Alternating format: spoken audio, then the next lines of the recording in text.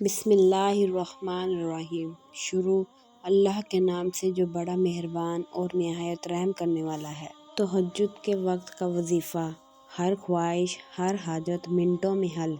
ایک چھوٹی سی آیت پڑھ لیں، بس ایک رات کا عمل ہے۔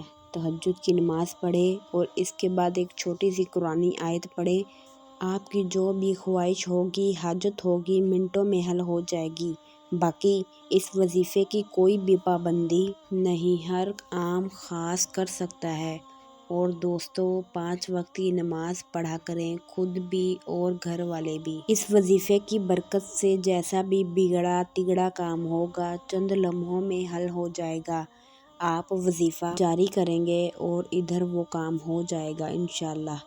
اس عمل کو اگر آپ اپنا معمول بنا لیتے ہیں تو پھر آپ کی ہر طرح کے نقصان سے حفاظت ہوگی اور ہر طرح کی آفت، چاہے وہ آسمانی ہو یا زمینی، ان سے اللہ تعالیٰ آپ کو محفوظ فرمائے گا۔ اس قرآنی آیت کے عمل کی برکت سے ایسی جگہ سے فائدہ ہوگا جہاں سے آپ کا وہم و گمان بھی نہیں ہوگا۔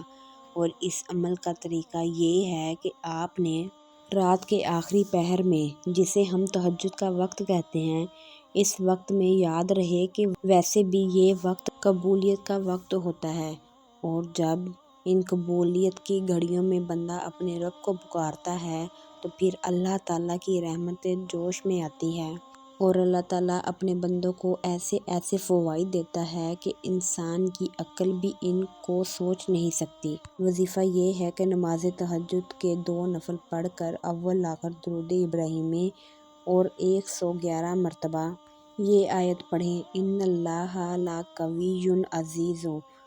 اللہ ہم سب کا حامی و ناصر ہو، آمین۔ اللہ تعالیٰ ہمیں دین کو سمجھنے اور اس پر عمل کرنے کی توفیق عطا فرمائے، آمین ثم آمین یا رب العالمین۔ ایسی اسلامک ویڈیوز دیکھنے کے لیے میرے چینل کو سبسکرائب کریں، ویڈیو لائک کریں، کمنٹ کریں۔ اللہ حافظ۔